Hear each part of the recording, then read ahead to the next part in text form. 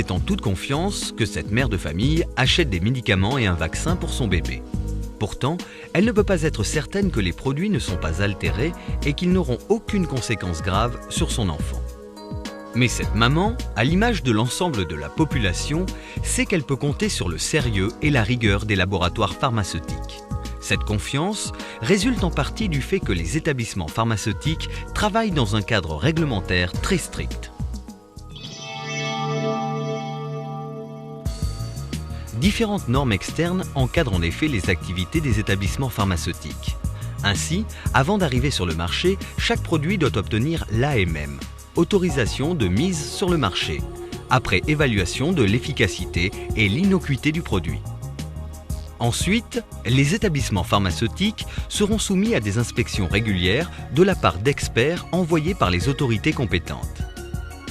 Et pour s'assurer du respect des règles de qualité liées à la fabrication, au conditionnement et à la commercialisation des produits, les entreprises du secteur pharmaceutique doivent se soumettre au BPF, bonnes pratiques de fabrication.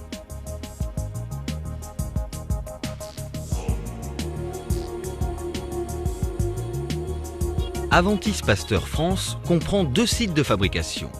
L'un situé au Val-de-Reuil, près de Rouen, et l'autre à Marcy-l'Étoile, près de Lyon. En proposant différents produits pour la prévention et le traitement des maladies infectieuses, Aventis Pasteur contribue au premier rang mondial à la protection et à l'amélioration de la santé humaine. Le respect des BPF est notre garantie de conserver la confiance de toutes les personnes vaccinées par nos produits.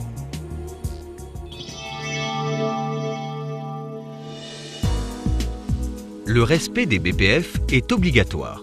Créés dès 1969, à l'occasion d'une Assemblée mondiale de la santé, les BPF ont en France été mis en place à partir de 1978. Depuis 1989, les BPF sont émises au niveau de la communauté européenne. Et depuis 1992, elles sont force de loi. Aux États-Unis, l'équivalent des BPF apparaît sous le nom de Current Good Manufacturing Practices, CGMP.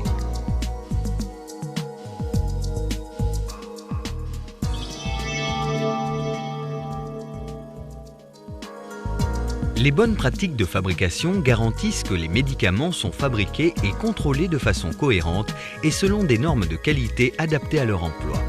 Il s'agit des gestes, des procédures, des règles que chacun doit appliquer en fonction de son travail de manière à éviter tout risque de contamination des produits. Les BPF sont édités sous la forme d'un guide que l'on peut diviser en 2 grandes parties. Des principes généraux dont l'objectif est de décrire des exigences auxquelles tout établissement pharmaceutique doit se conformer. Ces exigences se rapportent à l'ensemble du fonctionnement d'une entreprise et concernent ainsi la formation du personnel, la qualification des locaux et des équipements, la rédaction et la gestion des documents, la validation des procédés, le contrôle qualité des produits, etc. Des lignes directrices particulières prenant en compte les règles spécifiques liées aux différentes activités du secteur pharmaceutique, comme la fabrication des médicaments stériles, les radiopharmaceutiques, les liquides, crèmes, pommades, etc.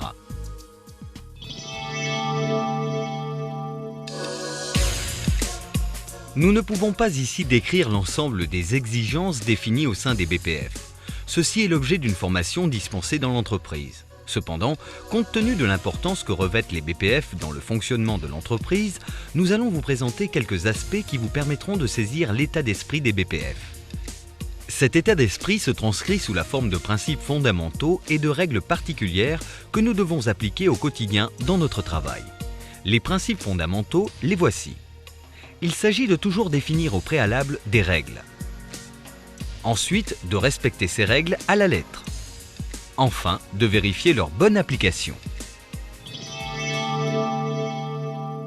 En fait, la communication orale est source d'erreurs, de confusion et surtout d'oubli.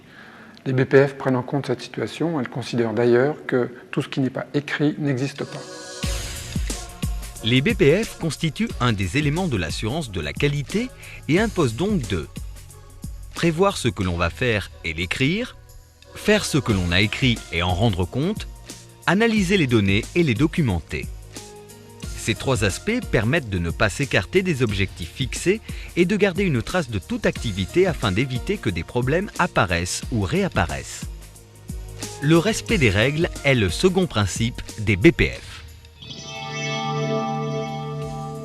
Chez Aventis Pasteur, la façon dont nous nous conformons aux exigences des BPF est décrite sous la forme de normes internes à travers des documents comme les procédures, les modes opératoires normalisés et les techniques. Ces normes internes reflètent nos pratiques courantes et ce, dans tous les domaines. Par exemple, une procédure pourra décrire les consignes à respecter pour s'habiller et rentrer dans une zone de travail. Un mode opératoire normalisé définira l'ensemble des tâches à effectuer pour mettre en route et utiliser un appareil, comme une balance, une cuve de fermentation ou un ordinateur. Ces normes internes permettent à chaque salarié de savoir exactement ce que l'on attend de lui, en accord avec les réglementations en vigueur. Le respect de l'ensemble de ces normes internes est impératif. Il constitue une obligation à laquelle personne ne peut déroger. Le troisième principe fait appel au sens des responsabilités de chacun. Disposant de normes internes et de moyens de bien faire son travail, chaque salarié va être responsable de ses actes. En effet, les BPF impliquent que chacun vérifie son travail avec professionnalisme et rigueur. Ce qui veut dire être sûr de ce que l'on fait, s'assurer que les matières utilisées sont les bonnes, s'assurer que les équipements utilisés sont fiables,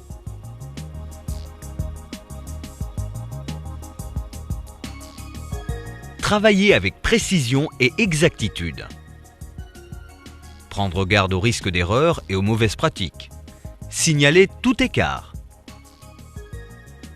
rédiger des rapports ou dossiers clairs et précis. En fait, les BPF veillent à ce qu'une logique qualité soit appliquée de façon à éviter tout risque de contamination. Ainsi, les flux doivent être séparés.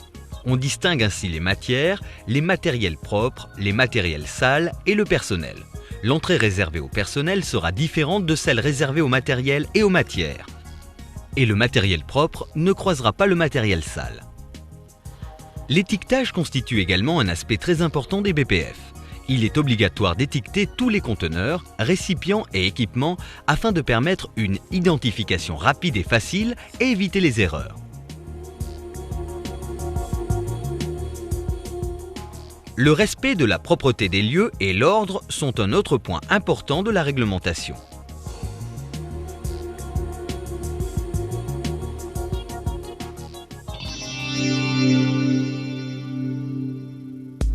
Les BPF concernent l'ensemble des salariés dans leur travail de tous les jours. Voici 4 exemples de règles particulières à respecter. Tout d'abord, comment remplir les documents d'enregistrement. Ensuite, les règles d'étiquetage.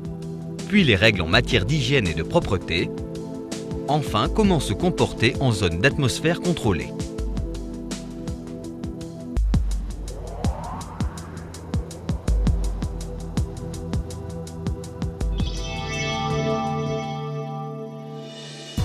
Les documents d'enregistrement sont des documents réglementaires qui, comme les fiches de résultats d'une pesée, les fiches de présence à une formation ou les dossiers de fabrication, permettent de démontrer qu'une activité s'est effectivement bien déroulée. Ils garantissent ce que l'on appelle la traçabilité. Afin que ces documents soient utilisables, les BPF fixent des règles communes de remplissage. Vous utiliserez un stylo bleu et remplirez toutes les cases. Dans le cas où une case est sans objet ou non applicable, il suffit de tirer un trait à l'intérieur. Vous ne devrez pas effacer ou couvrir une erreur, mais la rayer d'un trait. Éventuellement, la justifier, la dater et la signer ou la parapher.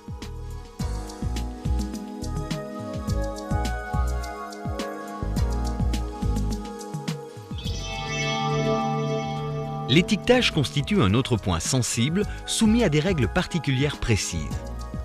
Il permet de connaître la nature du produit contenu dans un récipient, acide, base, de décrire l'état de ce produit, contrôlé en attente de contrôle, ou d'apporter des informations sur l'état des locaux et du matériel, sale, propre, vide de lignes réalisées ou à faire. Ainsi, c'est le contenant et non le couvercle ou le bouchon qui devra être étiqueté de manière claire et lisible. Vous ne collerez pas non plus une nouvelle étiquette sur une ancienne. Vous retirerez d'abord l'ancienne.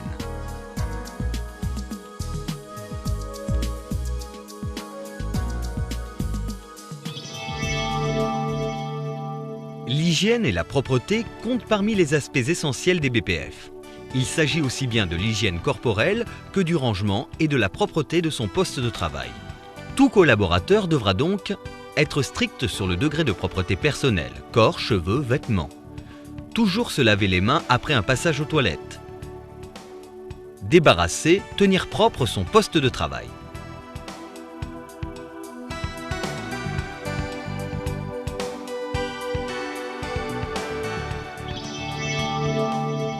Nos produits devant être stériles, leur fabrication s'effectue dans des zones d'atmosphère contrôlée, dites ZAC. Il s'agit d'une zone de travail dans laquelle le nombre de particules et de microbes est défini et ne doit pas être dépassé.